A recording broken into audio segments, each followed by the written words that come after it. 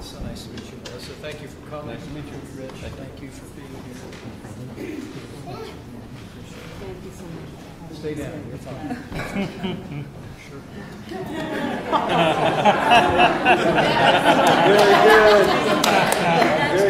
Very good. He was ready. That's okay. That's okay. Did you just help me with the mic? Yeah. You're incredible. Yeah. I'm sure there'll be opportunity.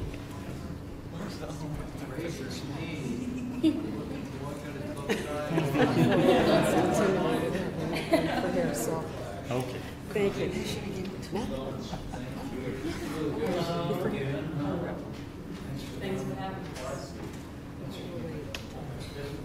I think he's going to sit in person.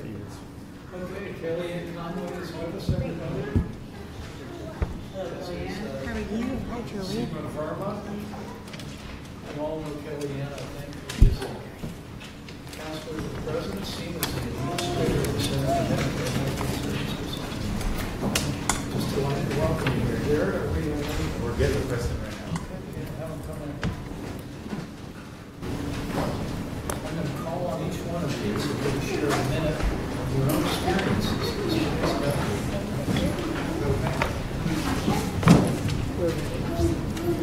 Just share from your heart. Yes, sir.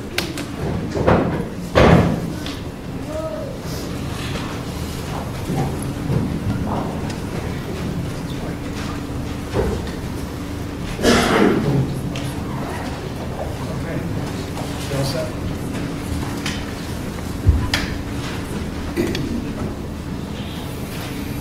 Well, good afternoon. On behalf of the First Family, allow me to say welcome to the White House. Thank you. So grateful to you all who come from all across the country to help us tell a real story about what's happening with real Americans and failed policies of Obamacare. I bring greetings from the President and his appreciation and honor that you all are present with us today. Also very grateful to be joined by Counselor to the President, Kellyanne Conway, as well as the Administrator of the Center for Medicare and Medicaid Services. These are two leaders that have been directly involved in our efforts to keep the promise the President made to the American people to repeal and replace Obamacare and give the American people the kind of health care that they deserve. Build on individual responsibility, free market principles, and state-based innovation and reform. But we're here today because Obamacare is collapsing all across America. And as we speak, leaders in the United States Senate are debating legislation to follow on the House of Representatives and move us one step closer toward repealing and replacing Obamacare. And the statistics about Obamacare's track record really speak for themselves. As the President has said, Obamacare is dead. The truth is, the numbers are alarming. Our administration has shown that the average Obamacare premiums have more than doubled in the past 4 years. In some states, they've more than tripled. While premiums are soaring, choices are plummeting. Our research shows that a third of American counties, including 5 whole states, have only one choice of Obamacare coverage, which is no choice at all. And insurers continue to abandon Obamacare virtually every day. There's news of another major insurance company leaving an Obamacare exchange in another state around the country. It literally is imploding. But the reason why we're grateful that you've taken time to be here is because the story of Obamacare's failure is not a story of statistics. It's a story of real people and real hardship placed on the American people. So the reason why we wanted you to come to the White House today was really to have a chance to tell your story. As members of the Senate will work over the course of the coming days to give us an opportunity to turn the page on the failed policies of Obamacare. We thought it would be altogether fitting to hear from people who were bearing the burden of Obamacare. So thank you for coming. Thank you for helping tell the story about this failed policy and the urgent need for Congress to act to act soon to give the American people the kind of health care they deserve. With that, let me just introduce a few folks who are with us, and then maybe have you just share for a moment. Julie Champagne and her husband Bart and I actually met when I was in Wisconsin a few weeks ago. Julie told me her story. Obamacare premiums, as she told me, it cost more than her mortgage. She told a personal story as well, a hard choice, Julie, that you and your family had to make coming up on the holidays because of the burden of Obamacare. Well, why don't you go ahead and share from your heart, and then I'll introduce others around the table. First, I'd like to thank you for inviting us here, because I would love for our story, the average American, to get out there. All I hear in the press is, oh my gosh, the Republicans are taking away subsidies and all the freebies. What about the stories that what happened to us back in 2009 when we lost our insurance? We lost our doctor. I had an amazing doctor, I lost her. What about those stories? What am I telling those? Yeah, our premiums on the Obamacare exchange have skyrocketed. Our deductibles are off the charts. Between my husband and I, it's $13,500 deductible. Our premiums, last year, I know that everyone talks percentages, what they went up in percent. For us, that percentage from last year to this year, from 2016 to 2017, was $220 a month additional. We couldn't afford it in 2016. How do we afford it now? That's just crazy. Several months out of the year, you can go 3 months out of a 12-month period. So your premiums going up dramatically. You said more than $200 a month. And your deductible for this coverage It's available under Obamacare is $13,500 for my husband and I. We have to meet that before our insurance pays anything. We opted to go without insurance. We go 3 months after a 12-month period. You don't have to pay the fine. So great risk, and a lot of serious thought, we decided to take that risk so we could afford to buy Christmas presents for our children and grandchildren. I've never been without insurance. I've always paid my way. So that was hard to do, but we did that. We can't afford to use our insurance. This past winter, I was extremely sick for 5 weeks. I was down and out, but I'm going to work every day. I'm self-employed. I don't go to work. I don't get paid. And I couldn't afford to go to the doctor, so I finally, after 5 weeks, went to a walk-in clinic where it's really cheap compared to an office visit with the doctor. I ended up being diagnosed with a sinus infection, ear infection, and strep throat. So I have insurance I can't even use even when I'm really sick. That's just crazy. And that's Obamacare. That is Obamacare. We wanted to believe that our premiums would come down $2,500. That was a lie. That we wouldn't lose our insurance. We did. Lost my doctor. Thank you. Thank you both. Thank you. Thanks for having us. Thank you. Two great people from Wisconsin. John Lovell, living in West Virginia, retired a few years back to take care of your wife, who has major health issues. But the rising cost of Obamacare is putting great hardship on the family. John, would you share with us? Yes, I retired at 61, knowing that I couldn't sign up for Social Security till 62. But my wife and I, we worked hard from year to year after year to raise a family. We took it away, and I said, that's it. We had that opportunity. I was able to work every single day, every year. And then it comes to a point where my wife had to retire. So then we had a single income. And then I had to retire to go home and help her. So the first year wasn't bad. The second year wasn't bad. The third year, my premium tripled. Okay, and Tripled in that single year. tripled. Okay. Yes, it tripled. I pay $940 a month premium. My deductible is $6,800. My copay is $100, and I pay all my medication. So it's so every month now I have to take money out of our retirement fund because my Social Security, if I use my Social Security to pay for my health care, I'm paying 54% of my Social Security for that, which is one of the very difficult things to do. And I do appreciate your hard work and your effort, and you've noticed how broke this is, and you're willing to fix it. Thanks. Thank you, John. Appreciate that very much. Aaron and Andy Witzig and 2 of their 6 children, Poppy and Zoe. Poppy has a rare condition that requires a serious medical care every year.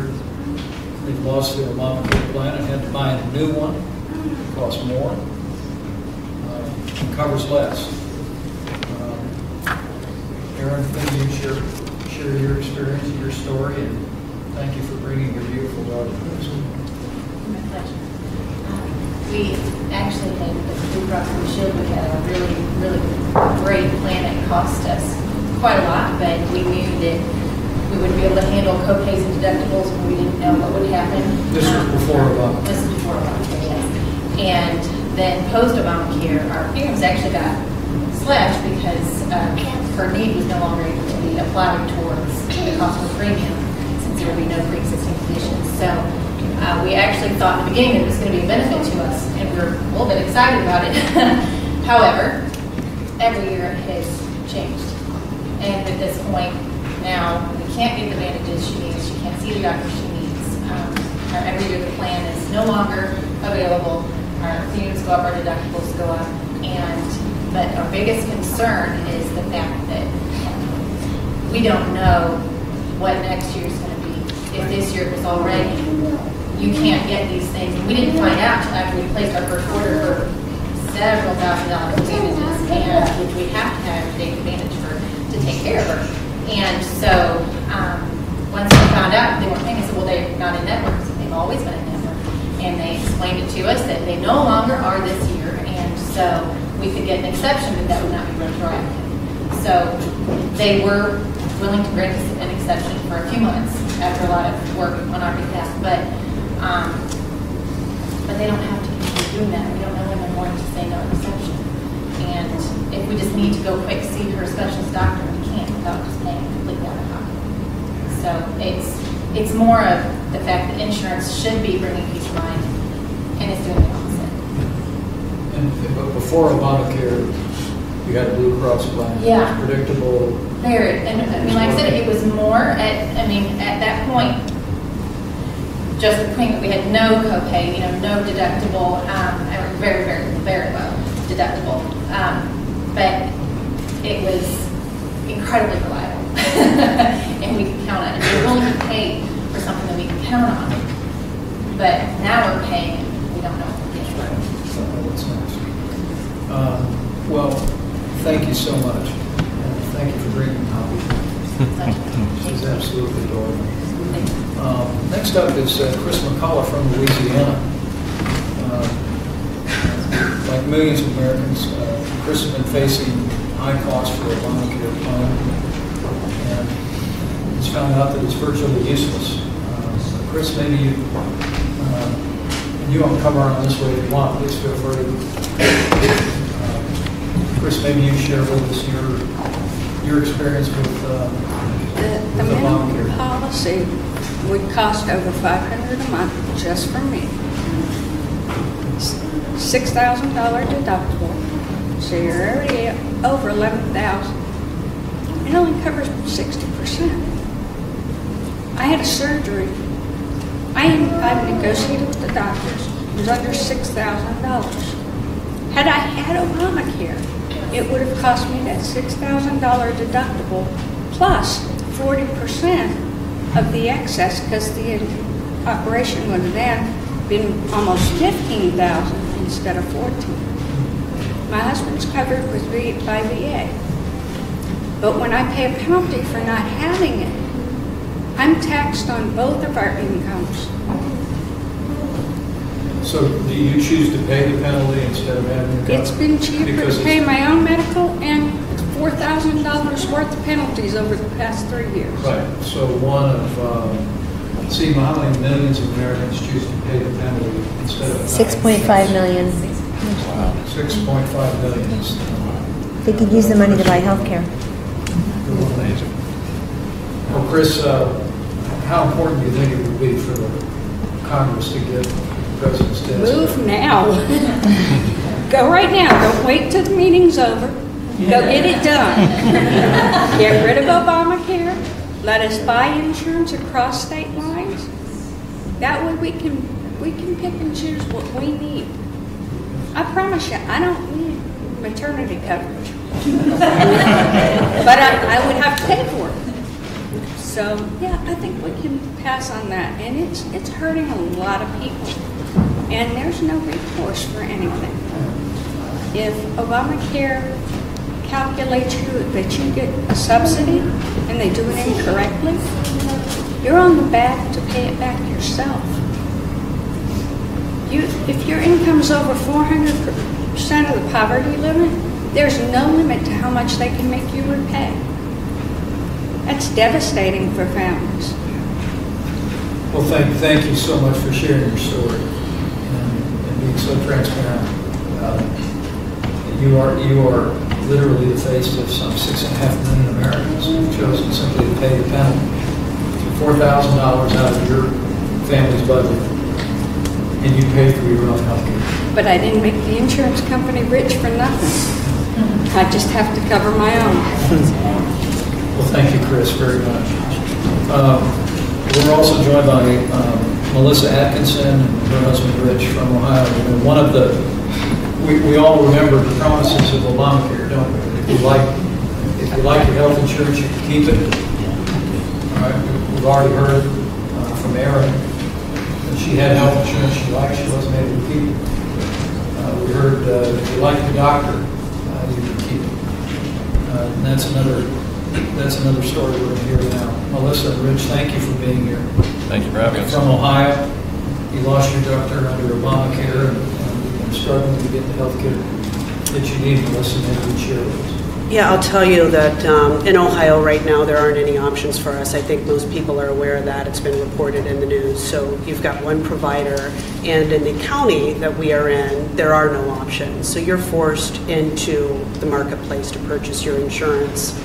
The first co-op that we were with was opened specifically by the Affordable Care Act, and it was in health. It buckled under the weight, surprise, of Obamacare after receiving $3 million weekly additional in claims that they were not anticipating.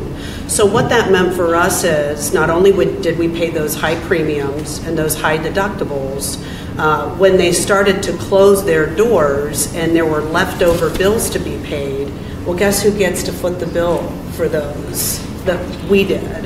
And so when you're trying to call and get things taken care of to get those bills paid, nothing was taken care of. So then we get a letter from the marketplace that says, InHealth is closing their doors. You now have to go back into the marketplace and choose another plan.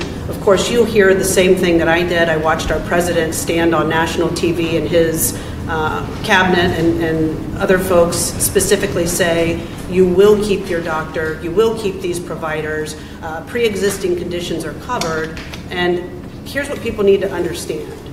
Pre-existing conditions being covered are only as good as your provider working with the Obamacare insurance. Very simple stuff, folks, very, very simple to understand. So if you have a provider that says, I'm not going to participate in the Obamacare plans, you just lost your provider. My son lost his therapist that I had been on a 6-month waiting list for. He was receiving occupational and physical therapy. It was a wonderful program that we had where we were working with the principal and the physicians and a vocational teacher at his school. And when I signed up for that marketplace plan that I was told, if you don't sign up, you're going to receive a penalty. I followed the rules. I did everything right. When I signed up, I told that rep at Marketplace, I can't afford to lose the providers we have. They checked the providers. I have a rare bone disease that requires condition that I receive constant attention for. I've had it since I was 14 years old. What difference does it make if those providers will not accept the insurance and they were pulling out left and right? I was pregnant just this past year. Today's my birthday. I'm 39 years old today. It's also our wedding anniversary. My children are on vacation with my mom right now. We left them to be here today. This means so much to us. You have no idea. We've lost our providers. To be able to pay all of the bills and all of these things that we have lost, guess whose 401k is empty now? My credit is ruined. At 39 years old, business owners, I've worked for everything I have. I wouldn't be able to get a line of credit right now even if I tried. Where's the money going to come from? How do you vote for bailouts for large companies? Where's my bailout? When are you going to bail me out? That's my question I would have to those who can't make a decision. These are the real life issues. I've got a son heading to the Middle East. He called us the night before we left to let us know it'll be his first tour. We raised our kids patriotic. We love our country. Why is this happening to us? Why? I appreciate you doing this. You have no idea. When I turn on the television, I hear... You have no idea how much we appreciate you. I hear celebrities and I hear people saying, oh, the rich don't care. They want to take this from people.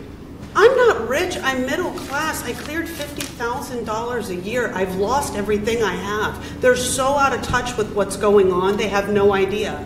Instead, we're told that we're racist, we're misogynistic, xenophobic, all of these things. It's not true. You were the only party that addressed families like ours. You were the only people. Melissa, thank you. Who's your son with? My mother. No, I mean, Oh, I'm sorry. I'm like, well, I guess if you must know.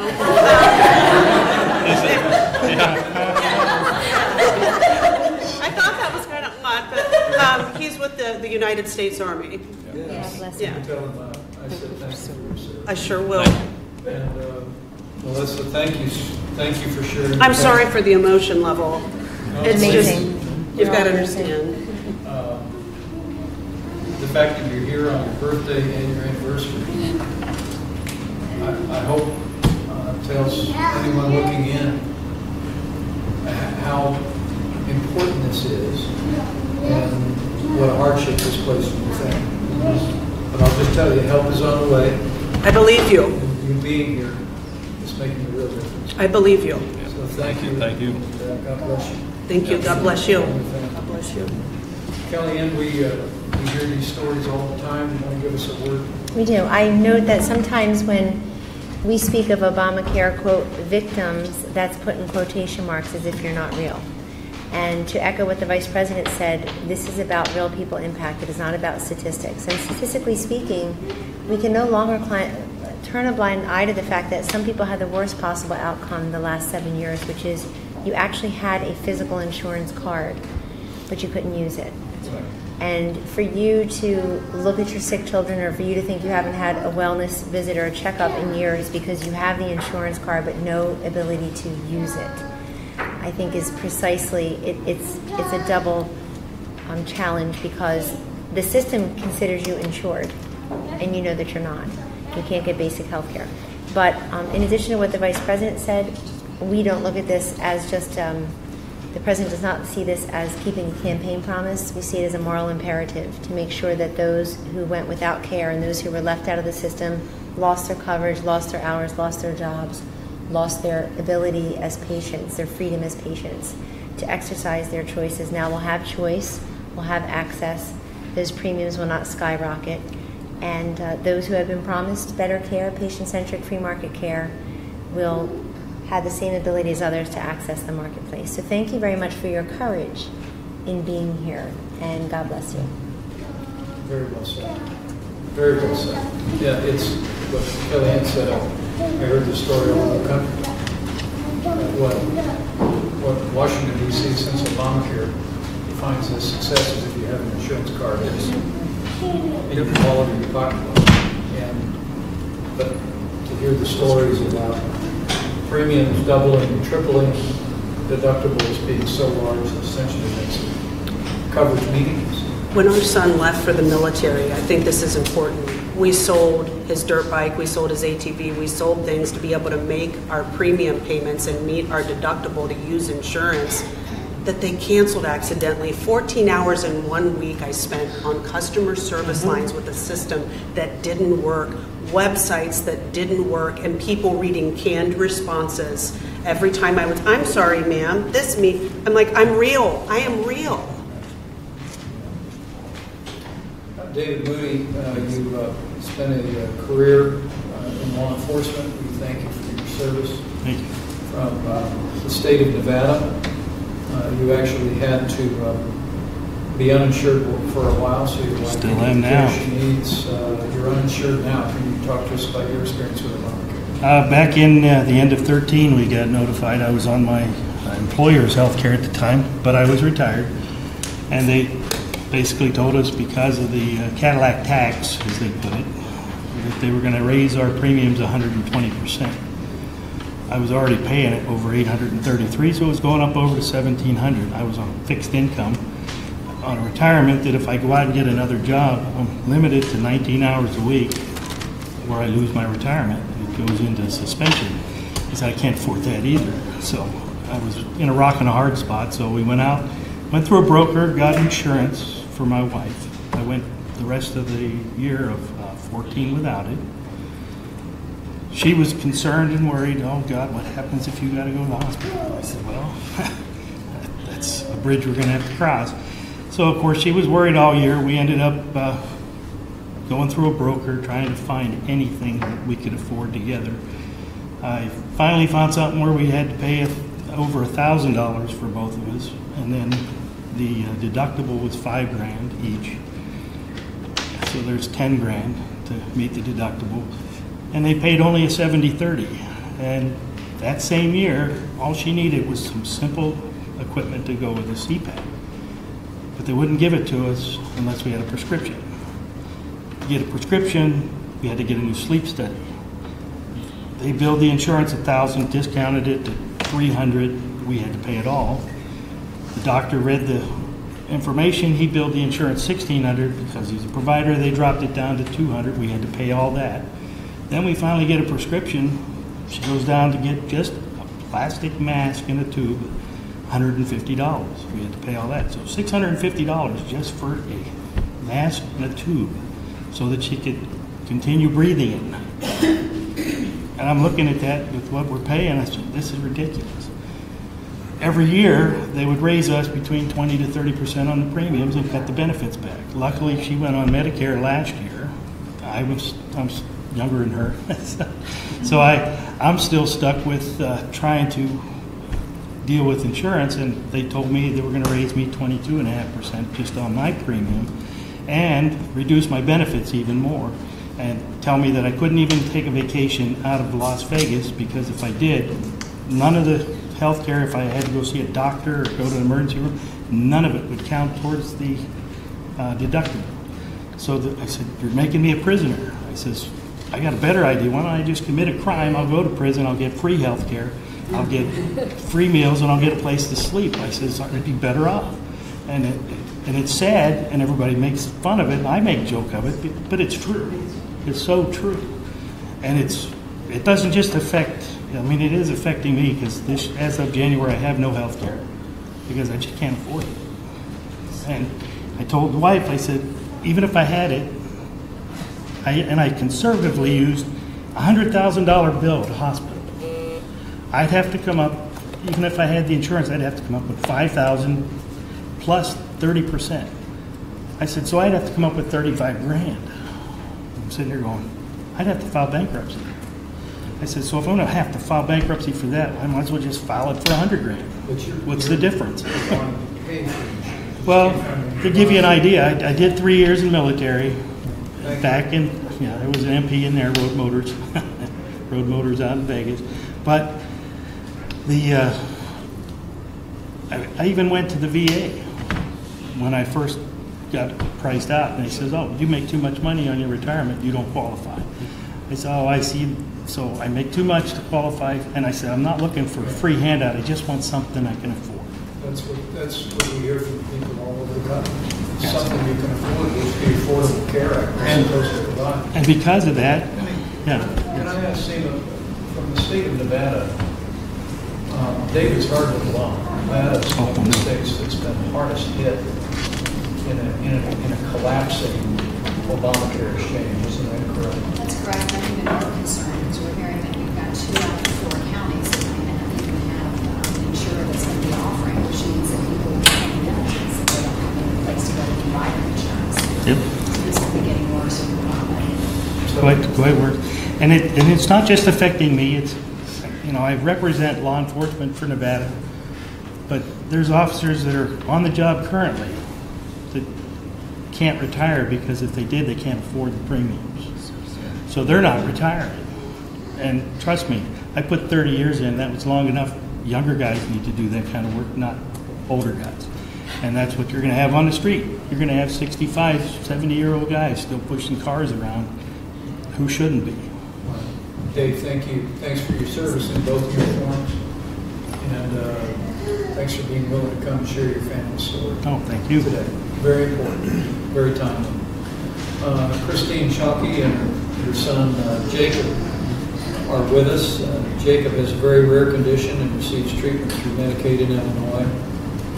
But the state's expansion of Medicaid under Obamacare means that people who need the care most Are being too hurt. often are seeing those services shrinking. Christine, can you talk to us Shrinking about and that? being hurt and some dying. And first, thank you for having us here to get this unknown truth out and an injustice happening to the truly most vulnerable, which are children and adults with physical and cognitive disorders, rare medical conditions, who get some help through Medicaid. They are being cut out as we expand Obamacare through Medicaid. Okay, this is my son Jake. We're the perfect example because when these cuts happened, Jake almost died, and here's why. Jake is one of 18 in the world. Okay, he is the oldest living survivor. He is doing the best of all. Most are bedridden with this disorder. When he was initially diagnosed at the age of 8 months, doctors predicted that he probably would never walk. Could live past age 2, Mr. VP. Yeah. And I'm 22 years old, and I'm a living miracle. It is. He's a living miracle.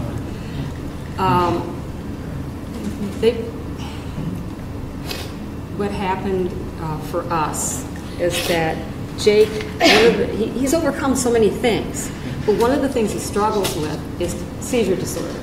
Because he has a very rare seizure disorder, and because his brain is so malformed, he needs specific medications.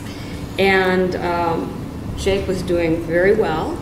We have insurance. I want to explain that. We have insurance, private insurance. But because of Jake's disorder, and because he's one of 18 in the world, he's classified as medically fragile, which are 1,200 children in Illinois. He's one of those 1,200. Although we are very lucky and blessed because Jake is standing, walking, and talking. Most of these children, Other ones. most of the children that have these rare disorders are bedridden. The parents can't come here. They can't travel. They're tired. They're exhausted. They have to take care of their children. But what I want to say is that as we have expanded Obamacare through Medicaid, we've had the cuts. And what happened to us is we were getting some help to pay for the only medicine that would stop Jake's life-threatening seizure disorder. Well, after the Obamacare expansion, the state of Illinois stopped the medicine, paying for the medicine. It's very expensive. We tried on our own to try to keep paying for this medicine. We couldn't. So and I have to explain too, he had tried so many different other drugs. It isn't like we just tried this drug, but he's tried so many different other drugs, and this was working for him. And what we ended up doing is trying a different drug because our hands, we couldn't do any more. Mm-hmm. We tried a different drug thinking something would work. After 3 days of being on the medication, Jacob had a major life-threatening reaction. I found him unconscious. He had a major seizure. We had to run him to the emergency room. Got to the emergency room, and basically they had to treat him. They treated him trying to stop the seizure, okay, which was over several hours long.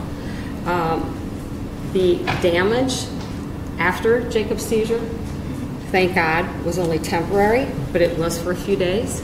He was unable to speak. He was unable to see. And those things came back after an overnight hospitalization slowly, and then he learned to walk again. Christine, if I can, Mm-hmm. I ran a state Medicaid program Mm-hmm. in Indiana, so I understand exactly what you mean. But it might be counterintuitive to people to think a state that expanded Medicaid was actually, as a result of that, reducing services to the most vulnerable and the most needful in the state. But that's exactly what you experience. Exactly. We are a testament to it. We are the truth. And unfortunately, in Illinois, the 1,200 medically fragile children are on the cutting block each year. Okay, they have to hire attorneys and file suits so that the state will provide. So by expanding, and Seema, maybe you can weigh in, is by expanding Medicaid up to 138% of poverty level, the amount of income performance, frankly, we do in the state and make sure you focus on what's needful. You ultimately can result in the states having to make choices to reduce services to the very people that Medicaid was created to protect and provide for.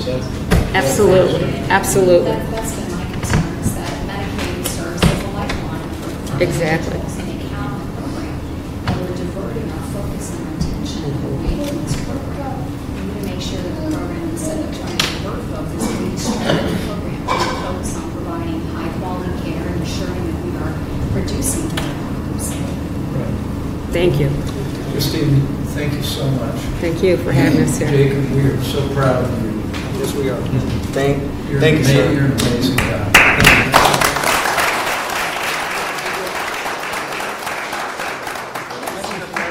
This is for you. Is this for me? Good. Good. It's for you to get an insight to know about me. Thank you. You're welcome. You're welcome, It's sir. an honor to meet you. You too, sir. We're very, very proud. Oh, Mom, should I give this one to him? Yep. Okay. He wants to give this to the president too. Yep. Yeah.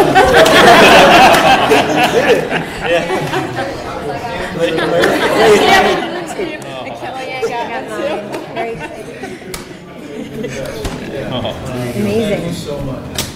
Robert and Amy Dean are with us from Texas. Thank you for being with us today. And thank you for being willing to be transparent and share your own personal story. You're foster parents. You have 6 children. But under Obamacare, your family's been forced to change doctors every year, which is a hardship, especially for your child with chronic liver disease.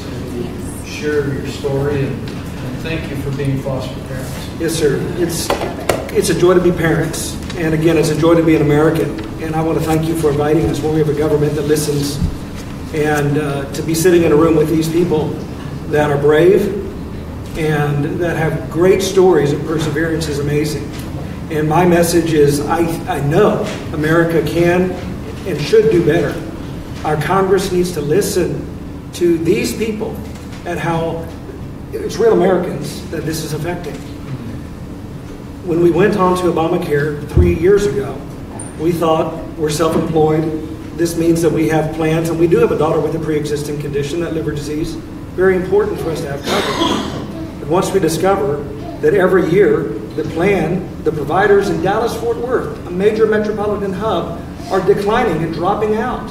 And so then the tradition now is in December saying, who is going to be our plan in January and February? Then we get into January and February, and our plan options have shrunk.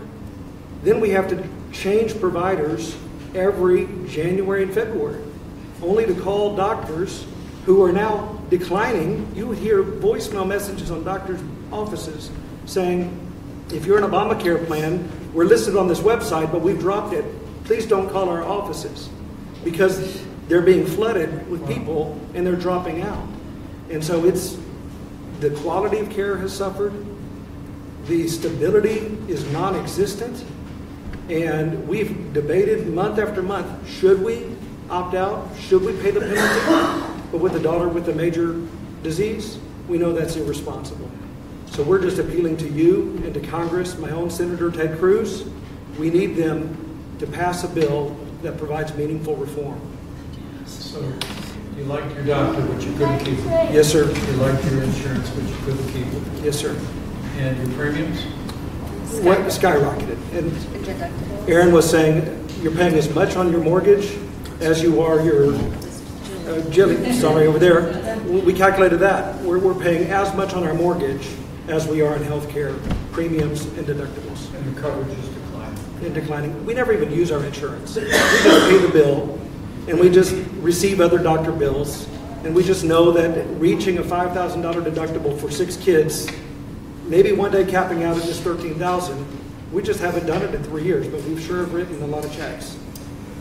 Robert, Amy, thank you so much. Thanks for sharing your story. Thank you. And your passion, and thanks for sharing your lives with those 6 foster kids. They're truly blessed. Thank you. And, you know, I hope anyone looking in or those looking on, this is the real story of what it is in America. Beyond the statistics, beyond all the, you know, posturing in Washington, D.C., these people are examples of what everyday Americans are facing. Each and every day in every state in this country because of failed policies of Obamacare. I promise you, help is on the way. Thank you, sir. And we'll carry your message back. We appreciate it. We will. Let me introduce Marjorie and Kevin Weir. Is that little Kevin right there? This is Montgomery. Oh, that's Montgomery. And Marjorie is here. Thank you. We appreciate so much you being with us, Marjorie, up from South Carolina. And your son, who is absolutely handsome, beautiful boy, was born with spina bifida, which requires unique care. Unfortunately, your Obamacare plan prevented your family from seeking care and needed experts from outside the state. Why don't you share your story? Yes, thank you for this opportunity. I have wanted and prayed for a chance to advocate for my child and other special needs families. Never dreamed this, and this is amazing. When I was 20 weeks pregnant with Monty, I got the diagnosis that he had spina bifida, and my husband and I thought the scary part would be raising a special needs child. The scary part has been dealing with insurance. Montgomery just turned 3, and in 3 years, he has been on two different insurance companies and 3 different plans. So if you like your plan, you can keep it. I would say that's a joke, but it's no laughing matter there. In South Carolina, what they did this year, South Carolina has 1 insurance carrier. And to keep costs down, they basically restricted a lot of care to just in-state. Well, the 2 doctors that my husband and I feel that Montgomery should go to are in 2 different other states. So from November until April, I was on the phone negotiating with the insurance company saying, no, I'm sorry, but your rules are not going to work for my family, and whenever you tell a special needs mom no, there's no point to that. I told him, I said, listen, you make us jump through hoops. I have the strongest legs in South Carolina because I jump through hoops every day for 3 years. So thankfully, they did approve care after a long time on the phone for him to go to the doctor that we wanted to, but he's 3. I have a 17-month-old daughter. I don't want to be on the phone yelling and filling out paperwork and being on hold just to find out that I was on hold with the wrong department. I want to pick up Play-Doh off the floor. I want to be a mom to my kids. And I want to be able to take my children to the doctor who I feel is the best. I find it ironic that the party that passed this bill will go out and tout how they're so pro-female and so pro-choice. I get where they're coming from there. I'm a woman. My choice is to take my kid to a different doctor than what Obamacare will let me do. So don't get out there and tell me how pro-female you are and pro-choice. That's not true. The place that I want to take my kid, you're giving me a hard time with because of your health care law. And whenever the plan changes every year, that can interrupt continuity of care, which is vital. He has to see 5 different specialists. Kids with spina bifida, especially myelomenincele, it's the worst form of spina bifida. He's doing amazing. But that's because I fly him to the best doctors that I can find. Continuity of care and establishing that relationship, that is vital. Finding a doctor who will listen and understand where we're coming from, that's vital. Well, Marjorie, thank you so much for your passion. Thanks for being such a great mom. Thank you. Monty was truly blessed. Thank you. We're blessed to have him. We're blessed to have a special needs child. We're very blessed. Yes, it's just heartbreaking to think for all the challenges that you faced with such courage. That you said you had, you went through 2 different insurance coverages, 3 different plans. You're not able to choose the doctor that you think is best for Monty. Where I have to fight very hard for him. We're going to keep working on this and give you the choice of the kind of health insurance that you want, and also give states like South Carolina even more freedom and flexibility to create new programs to support special needs families and children. Thank you. So, thank you. Just really great. I'm going to give Seema the last word, but first I want to hear from Connie Mays. Connie is from Ohio. She lost her Obamacare plan and has since found the new plan doesn't cover a single one of your doctors. Is that right? That's correct. I spent my entire life living. I grew up in rural Ohio, farm kid, living a farm life. All I ever do is listen. That's all my brothers and I ever did. And we were always taught, work hard and live the American dream. And unfortunately, after all that, I became disabled last year. So for the first time in my life, I found myself having to search for insurance. And went through the marketplace, found insurance, high deductible, high premium, and again, trying to just manage that on top of making house payments, insurance payments, and just utilities, and just basically being able to live. Can you remember what your deductible was? The deductible was about $341 at that time. Not my deductible, that was my payment. My deductible was, my premium was $341. My deductible was a month. My deductible was $7,000. And it covered minimal, I don't even remember the percentage, but it covered minimal, and it covered my carriers, my doctors that I used. Did cover your doctors? It did cover them, but again, it was minimal. Well, then in the fall, in November, I received a notice from United Healthcare that they were no longer going to carry individual plans, and that I would need to find a new provider. So I thought Seema affected how many people in Ohio? Millions of people. I mean, we have thousands of people in Ohio. Thousands in Ohio, millions across the country. That's one of the untold stories about Obamacare right now. Is how many Americans over the last year and more have simply received word that the insurance they have is no longer offered. It's happened twice to us. Oh, that's happened twice? Every year, because they pull out the market. exactly. And then they turned around, and in November, I got a notice from the marketplace that, good news, we found you a carrier who is comparable to what you have now. So come January, we will, you'll just have to pay your premium and you will have coverage. So I thought that's great news, and the premium was actually less, so I got really excited, thinking, yay. But ultimately what happened was then I had to start going to the doctor.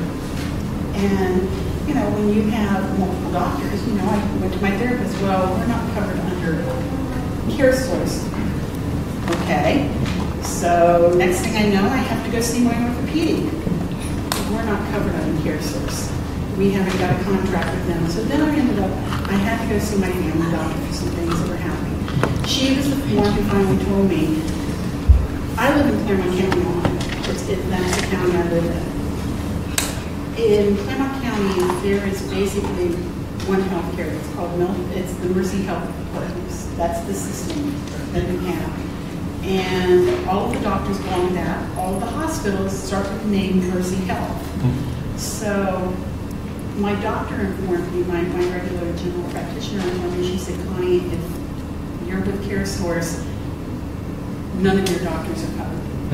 None of them. So literally everything was out of pocket. So basically I was just paying a premium to have insurance to keep from paying the fine.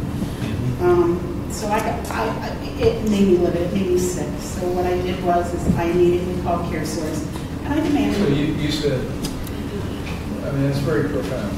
You said you came to realize yes, you were essentially paying a premium to avoid paying the fine. Exactly. You were not able to choose your doctor.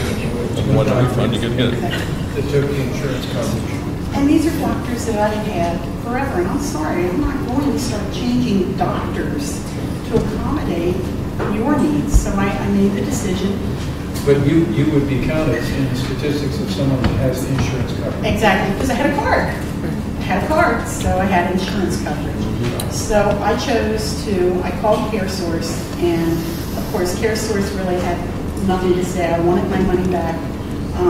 To me, $700 is a lot of money to pay over a 3-month period. And needless to say, they weren't very negotiable with that. So I made the decision to not renew my insurance. And at this time, I have no insurance coverage. But I think what really struck me was when I sat down and I realized that if anything at all happens to me, if my younger brother who shares a home with me comes home one day and finds me laying in the middle of the floor and goes to have an ambulance take me to the hospital in Claremont County, I may have a card that said I had insurance, but that hospital is going to start with Mercy Health, which means that my insurance was not going to cover anything.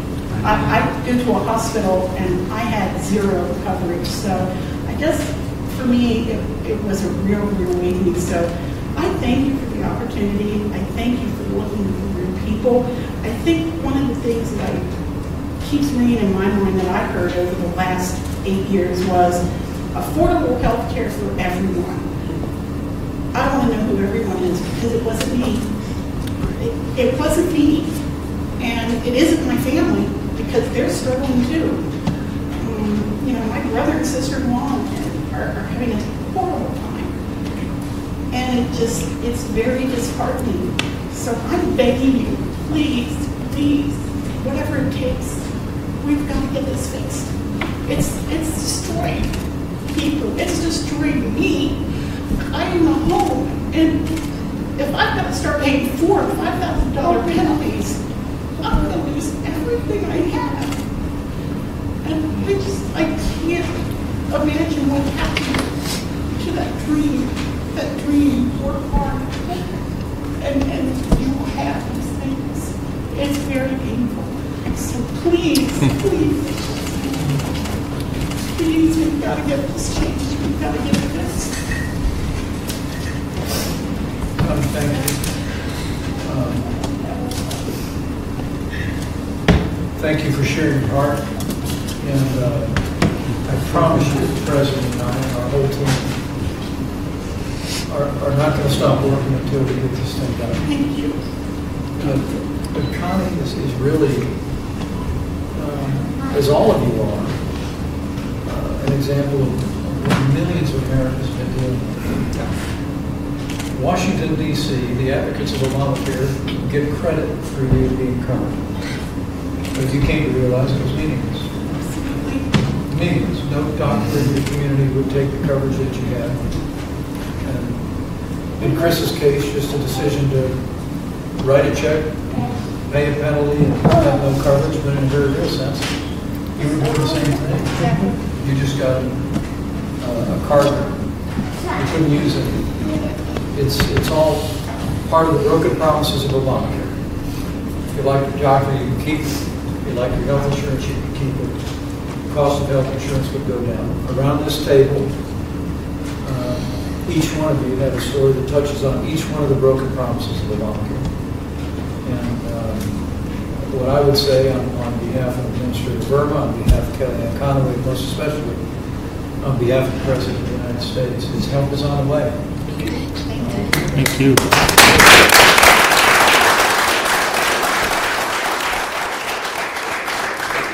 keep working this. The United States Senate is working tirelessly as we speak. We're going to be working around the clock with members of the Senate to not only repeal and replace Obamacare, but to give families like those represented at this table kind of choices in health insurance, and give states the kind of freedom and flexibility to meet unique needs, unique circumstances and families.